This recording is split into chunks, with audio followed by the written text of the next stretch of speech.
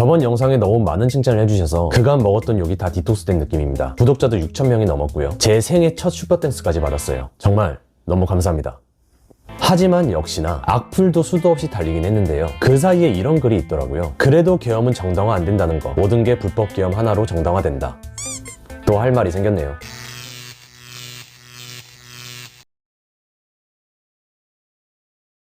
먼저 저는 법조인이 아닙니다. 법적인 다른 해석이 있을지도 잘 모르겠고요. 그냥 일반인으로서, 그리고 가스라이팅 당하지 않는 머리로서 이번 계엄에 대해서 어떤 시각을 갖고 있는지 딱 그 정도만 말씀드릴 수 있다는 점 염두해 주시고 시청해 주시면 감사하겠습니다. 먼저 인터넷에 계엄법을 쳐볼까요? 비상계엄은 대통령의 전시, 사변 또는 행정 및 사법 기능의 수행이 현저히 곤란한 경우에 안녕 질서를 유지하기 위해 선포한다. 법에 있습니다. 즉 계엄 자체만으로 본다면 불법 계엄이란 있을 수가 없다라는 거겠죠. 이런 있지도 않은 단어 만들어서 뿌리는 새끼가 누굽니까?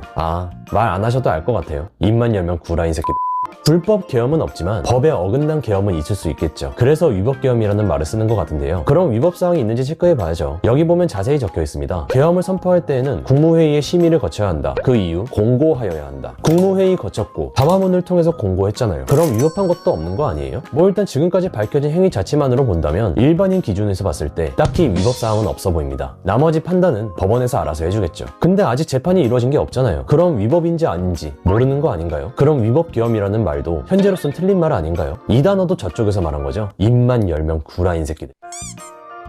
위법이지 않을까 싶은 부분이 있기는 한데 행정 및 사법 기능의 수행이 현저히 곤란한 경우에 선포한다. 이런 경우일 때에는 대통령이 계엄을 선포할 수 있다는 얘기가 되겠죠. 그럼 물어봅시다. 여러 명의 장관이 직무를 정지당해서 각 부서가 제 기능을 하지 못하고 대법관의 인원이 부족해서 법원이 제 기능을 수행하지 못하는 상태라면 어떨까요? 29명의 장관을 의석수로 밀어붙여서 탄핵시키고 대법관 9명 중 3명을 탄핵시켜놓고 보충시켜야 될 의무를 지키지 않고 있던 게 민주당이잖아요. 어쨌든 행정과 사법 기능이 현저히 떨어진 상태는 맞다고 생각이 듭니다. 결국 일반인 눈에는 위헌적인 요소는 딱히 찾아볼 수가 없다라는 거죠. 불법 계엄도 아니고 위법 계엄도 아니고 그냥 계엄령인 겁니다. 설사 일반 법조인이 나와서 다른 해석을 한다고 해도 법원에서는 아직 나온 결과가 없어요. 그러니까 그 계엄에 대해서 불법이니 위헌이니 이런 수식어를 붙이는 건 잘못된 표현이라고 생각합니다.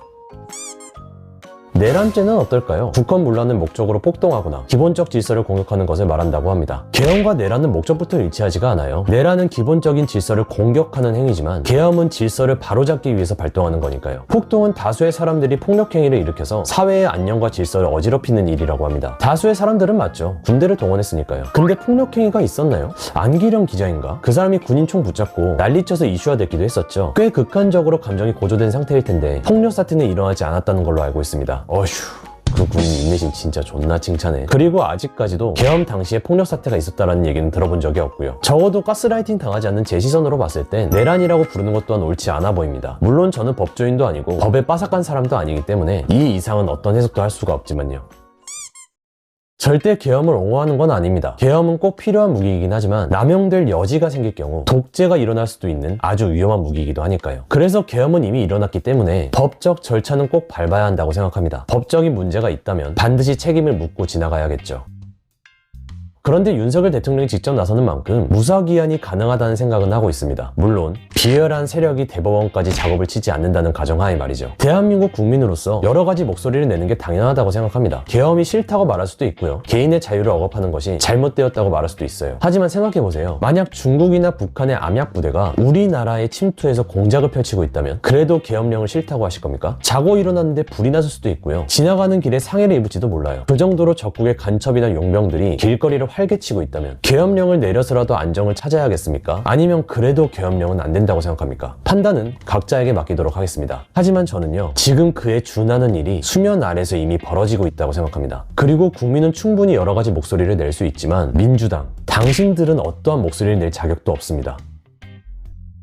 먼저 칼과 망치로 위협해놓고 대한민국의 법치주의를 개박살내놓고 나라를 지키기 위해 양날의 검을 든 사람한테 당신들이 그 어떠한 말이라도 할 자격이 있다고 생각합니까? 적반하장도 유분수지 양심이 되지다 못해 썩어 문드러졌습니까? 심리학 용어 중에 라벨링이라는 말이 있다라고 합니다. 누군가에게 어떠한 식으로 이름을 붙여주면 그 사람이 그렇게 행동한다는 뜻이래요. 저건 불법이다, 저건 위법이다, 저건 내란이다. 저는 이런 것들이 민주당이 우리들에게 붙인 라벨링이라고 생각합니다. 계속 그렇게 인지시켜서 우리도 모르게 저걸 불법으로 생각하게 만드는 일종의 가스라이팅이자 라벨링인 거죠. 더 이상 저들의 가스라이팅에 놀아나지 말아야 할 겁니다. 좌가 되었든 우가 되었든 우리 모두 되는 상황이 올 수도 있으니까요. 영상을 제작하고 있는 오늘 한덕수 총리의 탄핵 소식이 나왔습니다. 진짜 나라의 망조가 들리고 있네요. 마지막으로 윤석열 대통령은 계엄 이후에 벌어질 일들을 모를 사람이 아닙니다. 검찰총장까지 할 만큼 법에 대해 아주 빠삭한 사람이니까요. 그가 이런 선택을 한 건 오로지 자유민주주의를 지키기 위해서, 대한민국을 지키기 위해 희생한 거라는 걸 모두가 알아주셨으면 좋겠습니다. 그러니까 법적 책임을 다하고 돌아온다면 적어도 우파 여러분은 따뜻한 마음으로 맞이해주길 간절히 기원하겠습니다. 희망이 보이는 하루가 되길 바랍니다. 오늘 영상은 여기까지 하도록 하겠습니다. 안녕!